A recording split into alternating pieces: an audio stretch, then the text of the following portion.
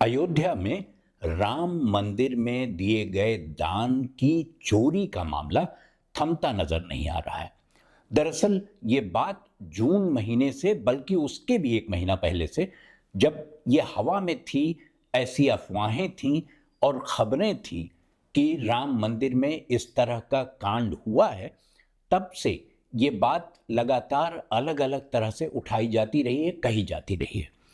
जो राम जन्मभूमि न्यास के पदाधिकारी हैं, उन्होंने अपनी ओर से बहुत प्रयास किया कि इस मामले को किसी तरह इसका पटाक्षेप हो जाए, पर्दा गिर जाए इस पर, लेकिन वो बात फैलती ही चली गई।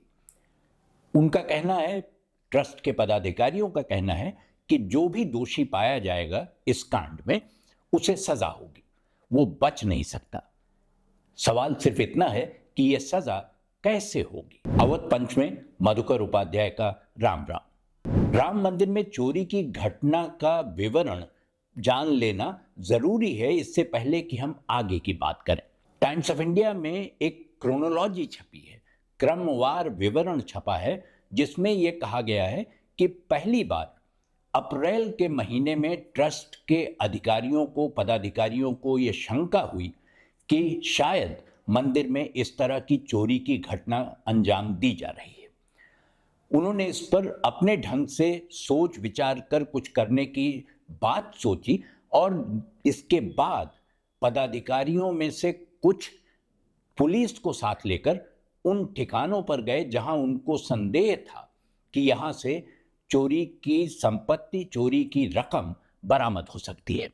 पदाधिकारियों को लगा कि इससे मंदिर की बदनामी होगी, इसलिए उन्होंने एफआईआर कराने के खिलाफ फैसला किया। अब जो दूसरी खबर है वो हिंदू अखबार में है।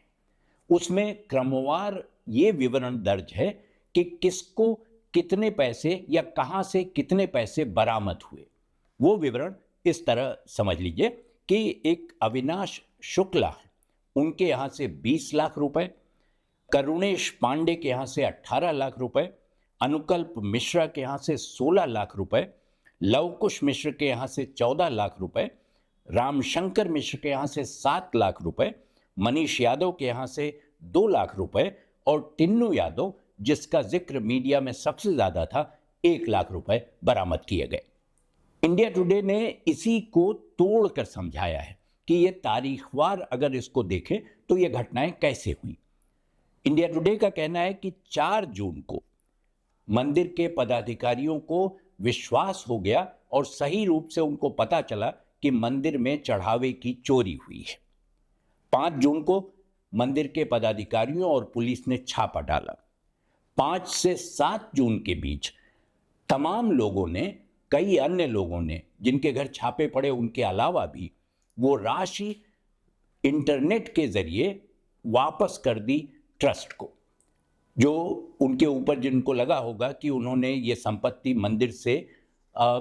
उठाई है, चोरी की है। 7 जून को मंदिर में गबन हुआ है, ये खबर सार्वजनिक हो गई क्योंकि तमाम दलों के राजनीतिक नेताओं और दूसरे लोगों ने ये मुद्दा उठाना शुरू कर दिया। अब बात यहीं तक नहीं रुकी, हम अप्रैल से जून तक आ चुके हैं, लेकिन जब टाइम्स ऑफ इंडिया लिखता है कि एसआईटी बनाई सरकार ने, जब यह खबर पब्लिक हो गई कि मंदिर में गबन हुआ है, चोरी हुई है, तो 13 जून 2026 को एसआईटी का गठन किया गया कि वो जांच करेगी और इसकी रिपोर्ट देगी। और एसआईटी ने अपनी प्रारंभिक रिपोर्ट 23 जून 2026 को सरकार को, उत्तर प्रदेश की सरकार को सौंप दी। अब एक और खबर देखिए कि,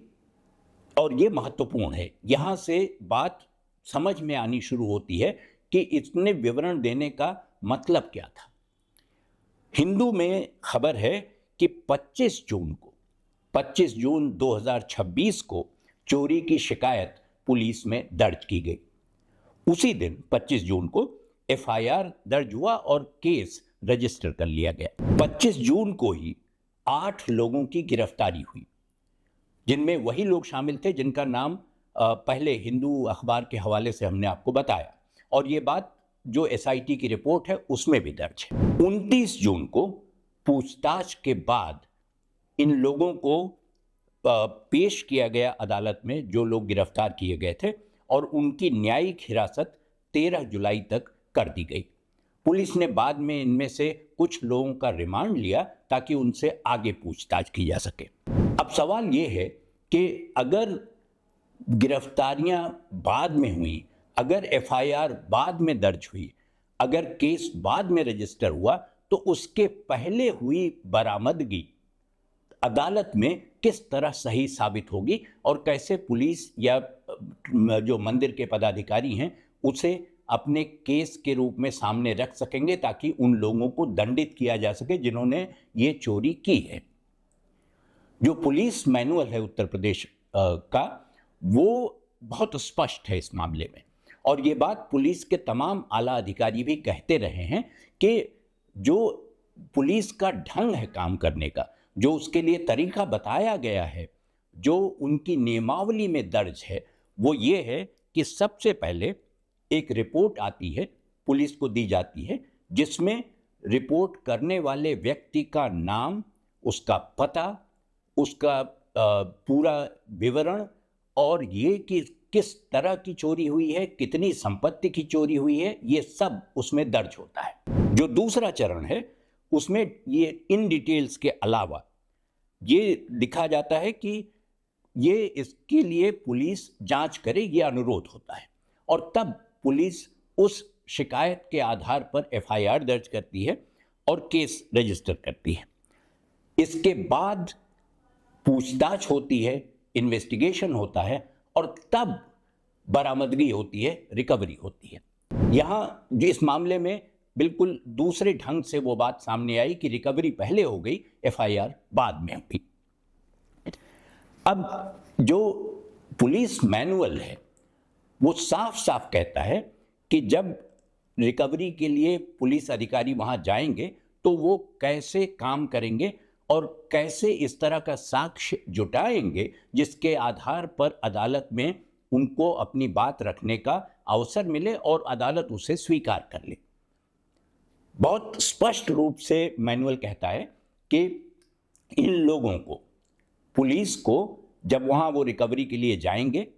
तो जो भी बरामदगी होगी, और इसके लिए एक शब्द है जिसको फर्द बरामदगी कहते हैं, यानी जो भी सामान उस स्थान से मिलेगा जहां छापा पड़ा है, उस पर उस स्थान की गिनती 2 गवाहों के सामने होगी और उस पर पुलिस और जो जिसके घर से बरामदगी हुई है उन दोनों के हस्ताक्षर होंगे, साथ में गवाहों के भी हस्ताक्षर होंगे, और उसके बाद उसे सील किया जाएगा बरामद सामग्री को और उस पर एफआईआर का नंबर लिखा जाएगा। अगर ये बरामदगी पहले हुई है एफआईआर दर्ज होने से, तो एफआईआर नंबर कहाँ से आएगा, कैसे हुआ होगा, पुलिस ने ये कैसे किया होगा, क्योंकि पुलिस